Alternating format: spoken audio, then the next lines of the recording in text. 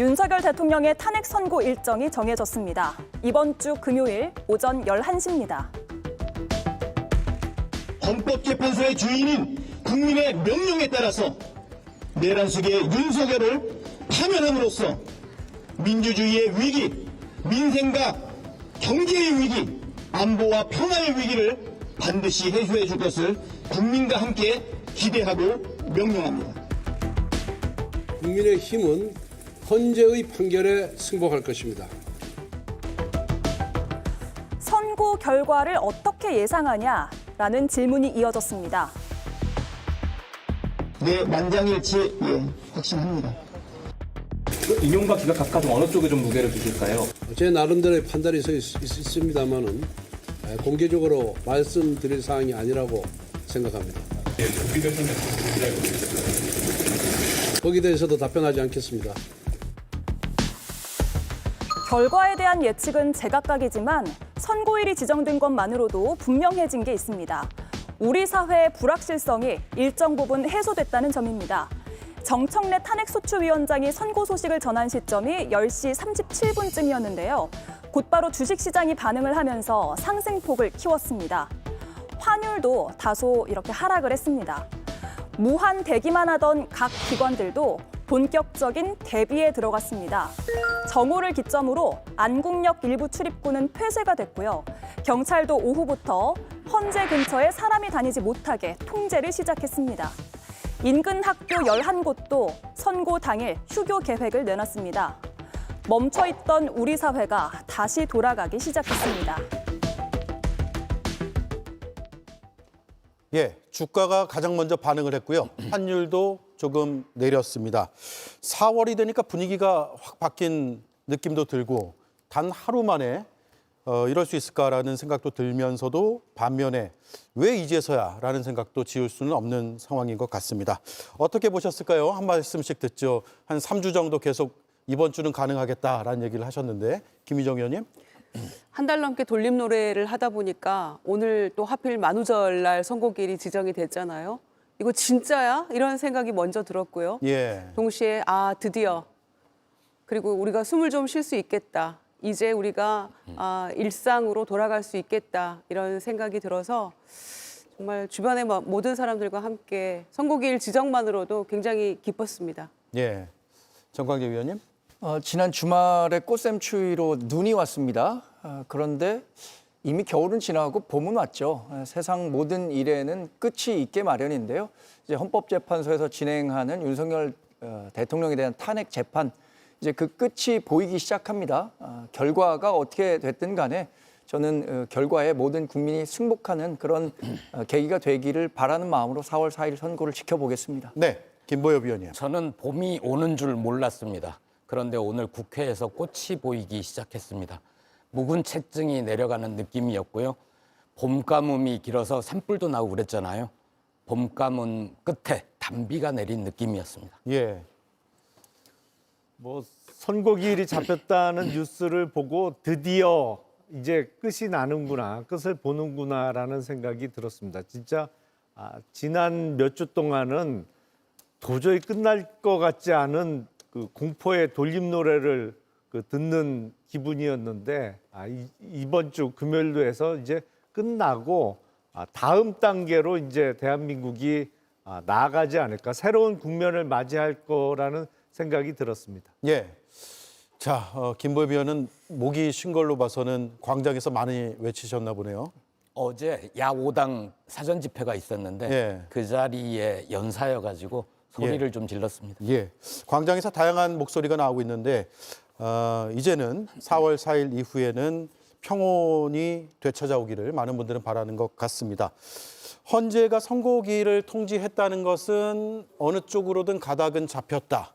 이렇게 해석해도 되겠죠?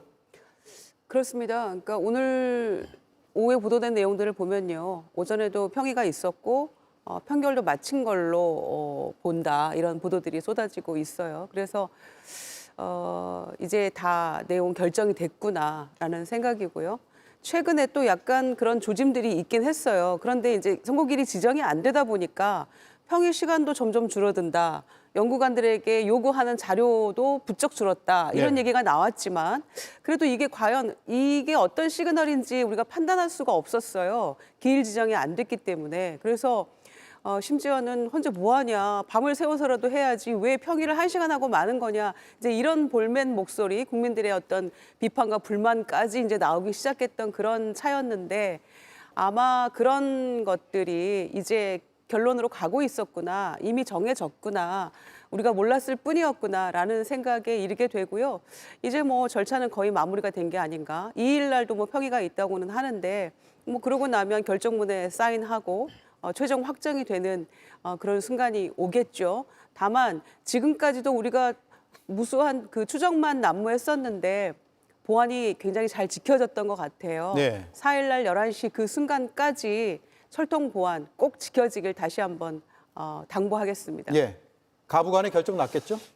그렇죠. 저는 사실 이 가부간의 결정이 어쩌면 지금 시점보다 더 일찍 이루어졌는데 선고 기일을 잡는 데 있어서 그만큼 고민이 깊었던 것 아닌가라고 예상을 해봅니다. 예. 그러니까 헌법재판소가 여러 가지 정황들을 살피지 않을 수는 없지만 그러나 이견이 있으면 있는 그대로 재판 결과를 빨리 확정시켜 주는 것이 좋겠다라는 판단을 했을 거라고 생각합니다. 저는 여전히 민주당을 비롯해서 야5당에서는 8대0 인용을 얘기하고 있지만 저는 재판관들 사이에 분명한 이견이 있었고 이 이견을 좁히기 위한 어떤 노력이 있었는지 모르지만 그것이 좁혀졌다면 좁혀진 대로, 좁혀지지 않았다면 좁혀지지 않은 대로 선고하는 것이 의미가 있다고 판단하기 때문에 4월 4일 결과를 지켜보도록 하겠습니다. 예, 김용남 의원님. 일부 보도를 보면 오늘 평의가 끝났고 평결 절차도 마무리됐다 이런 내용이 있어요. 박근혜 전 대통령 당시에는 선고 기일 오전에 평결을 하고 나서 선고했다라는 당시의 보도도 있고 해서 평결을 오늘 했다는 건 어떤 의미가 있는지, 그러면 오늘부터 남은 3일, 화요일이니까 수요일, 목요일, 금요일 오전까지 어떤 일을 하게 되는지가 궁금하거든요. 그러니까 오늘 평결까지 거의 마무리가 됐다는 얘기는 결론은 나왔다는 얘기고 재판관들끼리는 이제 누가 어떤 의견을 냈는지 다 안다는 얘기죠. 그래서 금요일 오전 11시까지는 이제 결정문을 계속 수정하고 그 완벽함을 더해가는 단계가 될 것입니다. 뭐 다른 거는 크게 할 게 없어 보이고요. 그래서 지난 8년 전에 박근혜 당시 대통령에 대한 그 탄핵보다 결정문 작성에 있어서 조금 더 공을 들이고 시간을 들이는 것이 아닌가 그런 생각이 듭니다. 예. 김보엽 위원님. 예. 5대3 대드록 상황이다. 언론에서도 보도가 되고 전문가들도 그런 가능성이 꽤 있어 보인다고 분석을 했었는데 예. 이러지도 못하고 저러지도 못하는 그런 상황이었잖아요. 아무런 그건 해소가 결정도. 해소가 됐다고 봐야 될까요? 저는 오히려 5대3 데드록 상황이 있었던 건가 그걸 의심합니다. 예. 왜냐하면 그 한 방송사에서 데드록 상황을 전하면서도 전원의 형태였고 관측의 형태였습니다. 그리고 해당 기자도 굉장히 조심스럽게 뭐뭐한 상황이라면 예. 이런 전제를 달고 보도를 했기 때문에 그 5대3 데드록 이런 말 자체가 굉장히 인상적이고 자극적이어서 그게 더 크게 다가오지 않았을까. 저는 그런 상황이 없었을 수도 있다고 생각합니다. 조국 혁신당에도 법률가 출신들이 꽤 많습니다. 이분들이 다 직간접적으로 헌법재판관 혹은 연구관 출신들하고 선이 닿지 않겠습니까? 그런데 문영배 재판관에 대해서 이런 얘기를 했습니다. 그분은 성향상 5대3 데드록 상황이면 기일을 잡지 않을 뿐이다. 예. 그래서 저희는 기일이 늦어지니까 거기에 더해서 그런 보도도 있으니까 정말 5대3 상황인가? 이번 주를 넘기면 곤란해지는데 이번 주가 넘어간다는 건 뭔가 큰일이 터졌다는 것인데 걱정을 많이 하기는 했습니다. 결과적으로 보면 5대3 데드록 상황이 없었을 수도 있겠다. 이런 건 나중에 밝혀지겠죠. 예. 자, 그동안의 일을 뭐 다 알고 계시겠지만 저희가 요약 정리해서 다시 한번 일러드리겠습니다. 2024년 12월 3일 계엄의 밤이었고요. 14일에 대통령 탄핵소추안이 가결이 됐습니다. 7일 날 본회의에서 처리가 되지 못했고 일주일 만에 됐죠. 즉시 헌법재판소에 접수가 됐고 1차 변론기일이 열렸고 1월 14일입니다. 2월 25일에 변론이 종결이 됐습니다. 11차례가 열렸고요. 4월 4일 오전 11시에 탄핵 심판 선고가 나오게 됩니다. 이 역대 대통령하고 비교해도 너무 길다라는 거는 그동안 나왔던 이야기고 왜 이렇게 오래 걸렸을까라는 건 여전한 물음이고 그 물음에 대한 답을 좀 찾으셨어요? 김용남 의원은? 글쎄요, 이제 그 주요 쟁점이 한 5개 정도로 나눠졌잖아요. 예. 그 5개에 대해서 또 절차적인 면에 있어서 그러니까 국회에서 탄핵소추안이 통과될 때 들어있던 내란죄라는 그 단어를 드러낸 거에 대해서 조금 이견은 있었던 거 아닌가. 그리고 그것을 조율하는데 조금 시간이 걸렸던 것이 아닌가 싶습니다. 그리고 제 생각에는 이제 사실 내일 선거가 있어요. 예. 부산교육감 보궐선거를 비롯해서 지방자치단체장만 해도 전국적으로 5군데 그리고 지방의원들을 새로 뽑는 재보궐선거가 있는데 4월 2일 재보궐선거로 인해서 선거기일이 며칠 정도는 늦어진 거 아닌가. 그러니까 이번 주 초반에도 선거가 가능했을 것 같은데 4월 2일 꽤 큰 규모의 재보궐선거가 있다 보니까 선거에 영향을 끼치지 않기 위해서 재보궐선거가 끝난 다음 날 이제 선거기일을 잡은 것이 아닌가라는 생각이 듭니다. 그래서 예. 전반적으로 뭐 다른 탄핵 사건에 비해서 늦어진 거는 틀림없고 아마 협의를 해가는 과정에서 조금 그 이견도 있었던 것 같습니다만 막판에 4월 2일 재보궐선거가 또 며칠을 더 늦추는 효과를 발휘했다라고 생각이 듭니다. 예. 저는 2가지 차이점이 있다고 봅니다. 과거에 있었던 그러니까 노무현 전 대통령과 박근혜 전 대통령의 탄핵 심판과 이번 그 윤석열 대통령에 대한 탄핵 심판 가장 큰 차이는 첫 번째는 윤석열 대통령이 적극적으로 탄핵 재판에 응했다는 것이에요. 네. 그러니까 재판 과정에서 본인이 생각하는 바 또 증언대에 오른 분들의 증언의 신빙성을 상당히 탄핵하는 데 성공했다라는 측면이 있고요.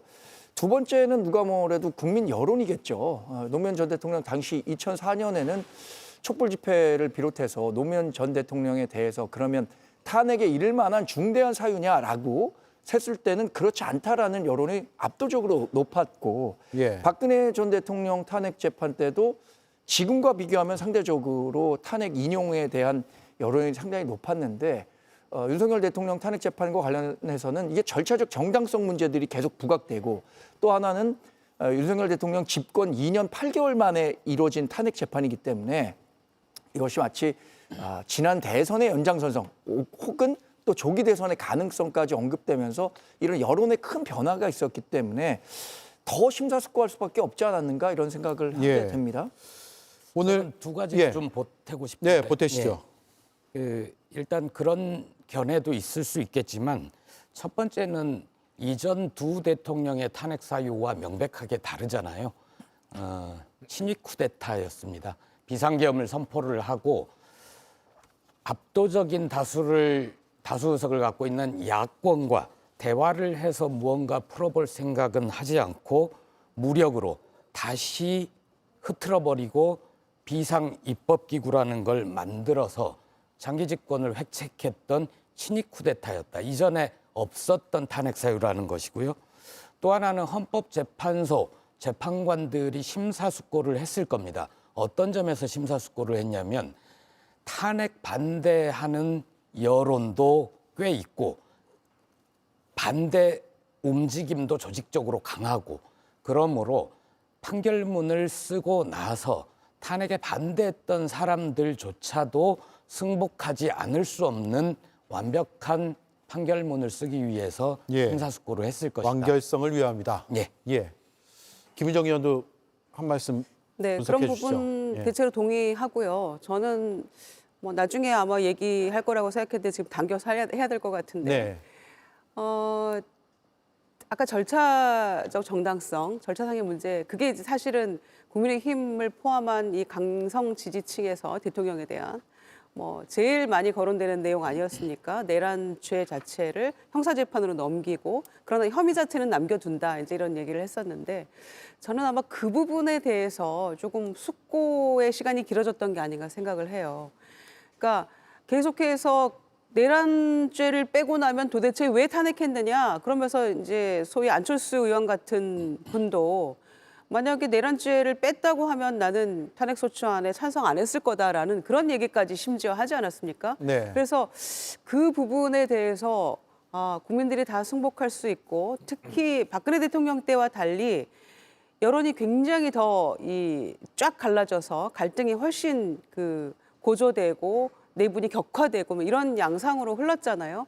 그런 점에서 그때 당시에는 뭐 탄핵 찬성하는 쪽이 오히려 소위 국민의힘 전신인 당에서도 전부 다 거의 다 찬성하는 그런 분위기였는데 이번에는만큼은 달랐거든요. 네. 그런 점에서 아마 내란 혐의까지도 포함한 어떤 좀 확실한 결정문을 만들기 위한 그런 과정 때문에 조금 더 길어지지 않았을까라는 생각을 아울러 했습니다. 예. 이 시각 헌법재판소 인근입니다. 오른쪽은 차가 좀 막히네요. 경찰차 벽이 쭉 늘어서 있는 것을 볼 수가 있습니다. 헌재 인근은 100m 내를 아예 진공 상태로 만들겠다라는 게 경찰이 발표한 내용이고요. 주로 경찰 차벽으로 막고 철조망도 등장을 했습니다. 경찰 차벽 그만 보고 싶다 이런 말씀을 주변에서 많이 하시더라고요. 뭐 불편함도 있겠으나 답답함 때문일 것 같아요.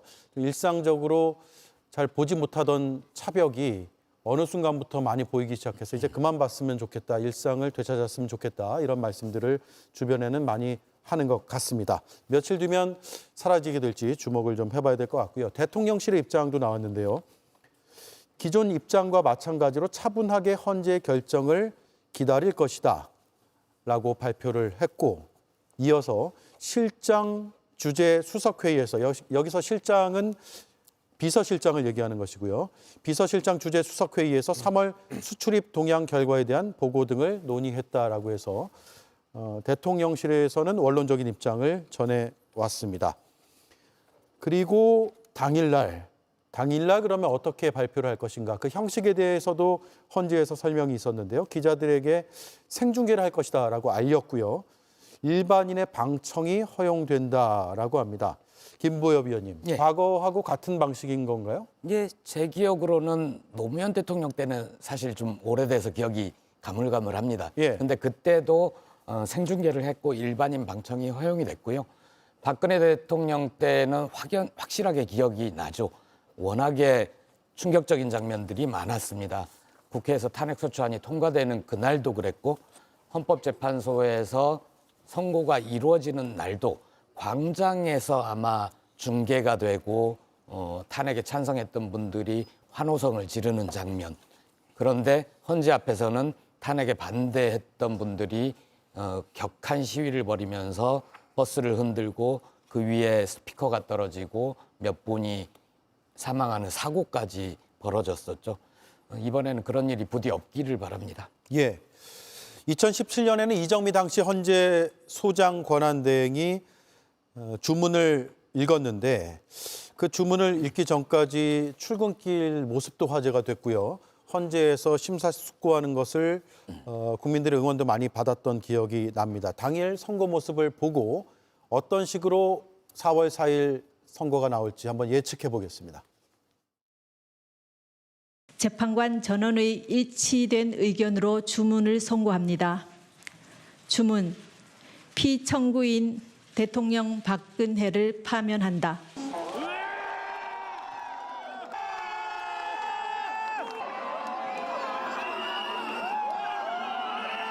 예.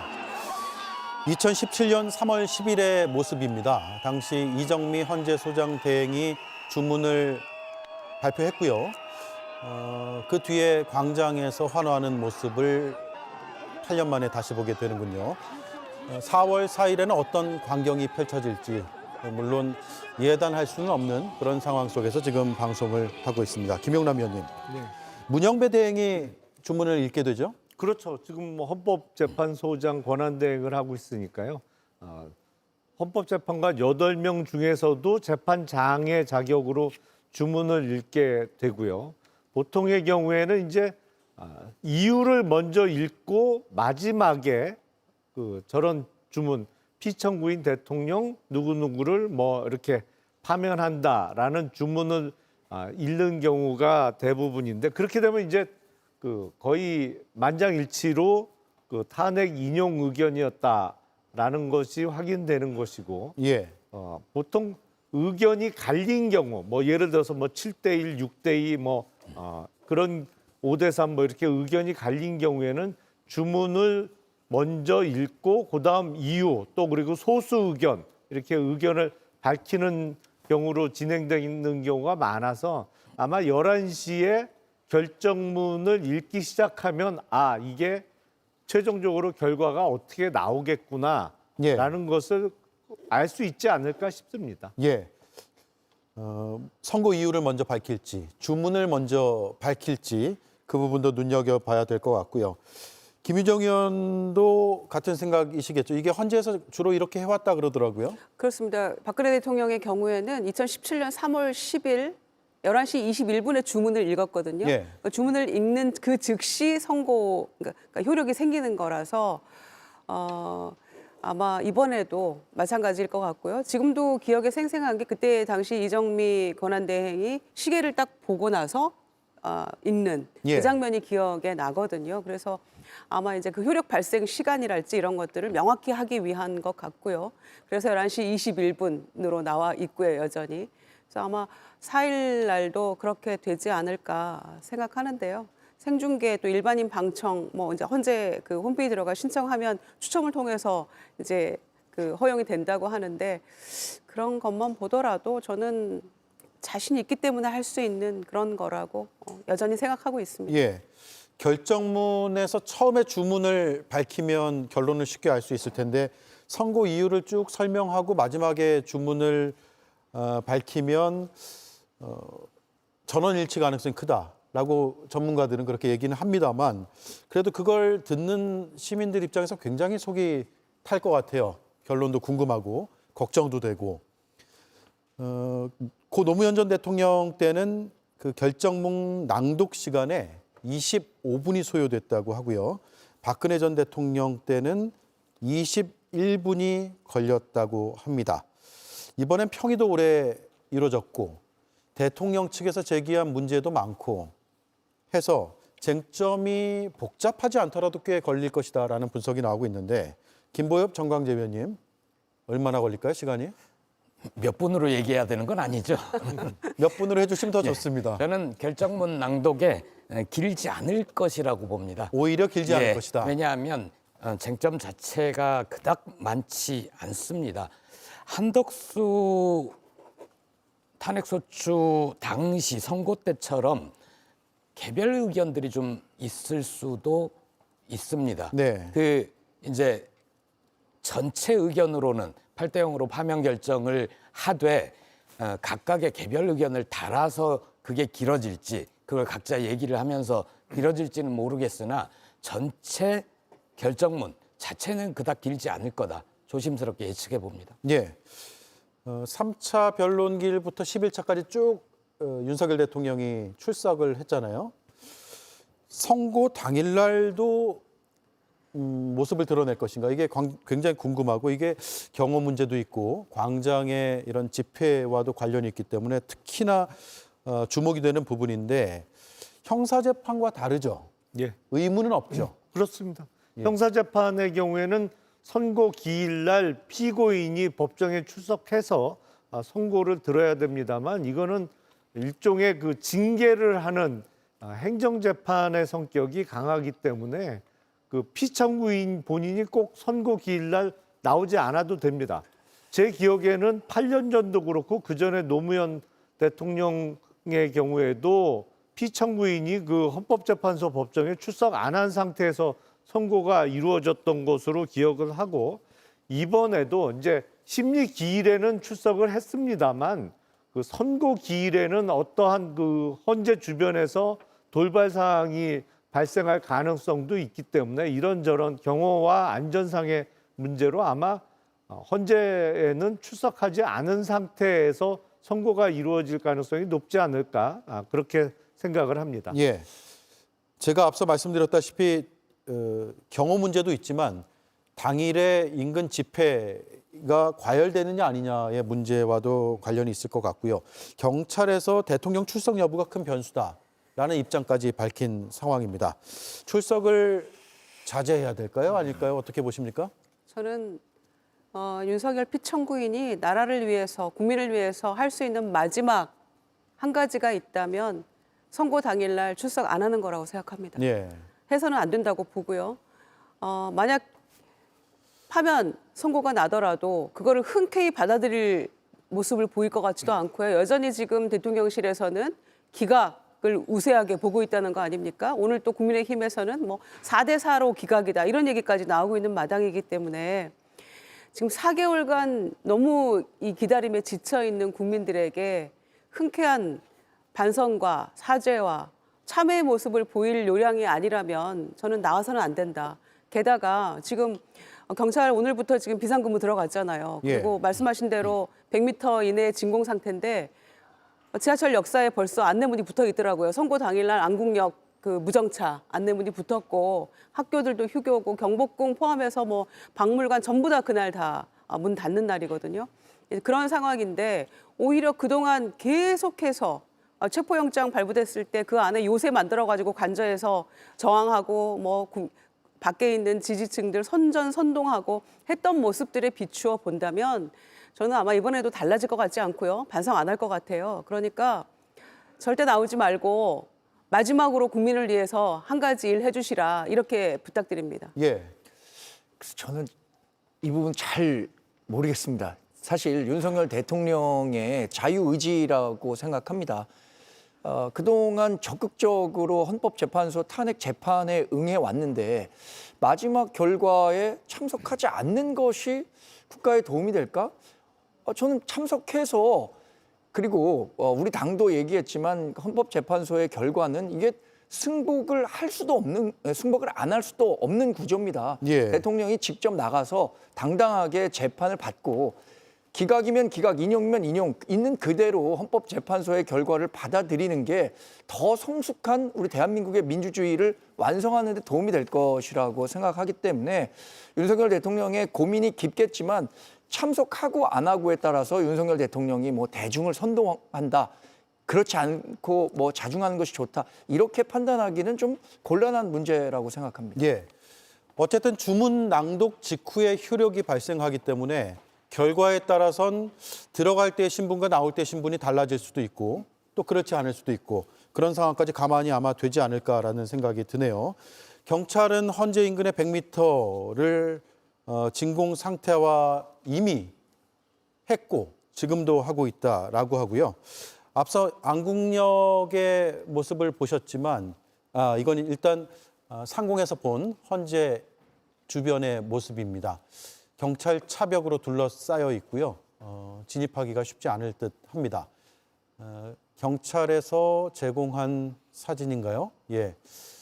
그리고 네, 차벽으로 둘러싸여 있고 이중으로 또 둘러싸여 있습니다. 안국역 모습 잠시 보셨는데 안국역은 당일에 이용하기가 어려우실 것 같습니다. 시민들께서는 미리 참고를 하시는 게 인근을 가시는 분들은 좋을 것 같다는 생각이 드네요. 오늘 앞서 이수진 앵커가 브리핑을 해줬지만 선고일 나오자마자 주가가 급등했어요. 예. 김용남 의원님. 예. 그만큼 불안정성이 해소된다고 보는 거겠죠? 사실은 올해 들어서는 한국 주식시장이 괜찮았습니다. 그러니까 미국 주식시장이 많이 좀 빠지는 가운데에서도 잘 버텼었는데 지난주 목요일부터는 뭐 두 가지 요인이 크게 작용했다고 볼 수 있겠죠. 일단은 헌법재판소의 선고기일이 안 잡히면서 전국의 불안정한 상황이 계속될 수 있다라는 것이 주식시장을 떨어뜨리는 요인으로 작용했다고 볼 수 있고 또 하나는 이제 트럼프 대통령이 공언했던 4월 2일부터 이제 관세를 부과하겠다는 것이 중첩적으로 작용하면서 지난주 목요일부터 주식시장이 3일 연속으로 크게 빠졌는데 오늘 오전도 사실은 출발은 좋지 못했습니다. 더군다나 한덕수 대통령 권한대행이 얼마 전에 본회의를 통과했던 상법 개정안에 대해서 거부권을 행사하면서 예. 오늘도 또 큰 폭으로 빠지겠구나라는 생각이 들었는데 헌법재판소의 선고 기일이 4월 4일로 지정됐다는 뉴스가 보도되면서 코스피 기준으로는 40포인트 가까이 올랐습니다. 그러니까 이른바 선고기일 지정만으로도 미정이었던 탄핵 재판의 불확실성이 일부는 해소된 것이죠. 근데 제가 보기엔 한덕수 권한대행이 상법 개정안 거부권 행사 안 하겠다고 발표했으면 오늘 아마 100포인트 이상 올랐을 겁니다. 예. 4월 4일 날 또 오르겠죠. 예. 헌재 발표로 일부 오르고 한덕수 대행으로 조금 내려가는 요인도 생겼고 예. 그러니까 복합적으로 좀 반영이 됐다. 환율은 상승세가 일단 꺾인 것으로 보이고요. 갑자기 주식 방송 같아. 아니, 예. 그러니까 그렇게 말씀하셔서 전 상법 개정안 관련한 내용도 정부에서 자본시장법 개정을 통해서 소액주주들에 대한 보호 장치 그리고 상장 법인들은 충분히 이런 부분에 대응할 수 있는 능력이 있기 때문에 예. 그런 부분을 고려해서 이 제휴요건을 행사한 것으로 알고 있고요. 그 주식시장에서 사실 제일 싫어하는 게 불확실성입니다. 불확실성이 있으면 투자든 투자자든 이 자금이 쉽게 움직이기 어려운데 어쨌든 탄핵 선고와 관련한 불확실성이 해소됐다는 측면에서 저는 그것이 인용이든 기각이든 그 인용이 된다고 해서 올랐거나 이렇게 생각하지는 않고 전체적인 불확실성이 해소됐다는 측면에서 주식시장이 상승했다고 봅니다. 아니 오늘 주제하고는 조금 어긋나서 짧게만 말씀드리면 지금 여당 쪽에서 얘기하는 자본시장법 개정안으로 대체하자 상법은 개정하지 말고 그건 사실은 지금까지 우리나라 대기업들이 해왔던 우회 경로를 다 열어주는 겁니다. 거기서 자본시장법에서 극히 일부의 금지 규정을 둔다고 해서 그거를 피해 나가지 못할 우리나라 재벌 기업들이 아니기 때문에 별 소용이 없는 미봉책이다 이런 말씀 드리겠습니다. 예, 알겠습니다. 여기까지 하고요.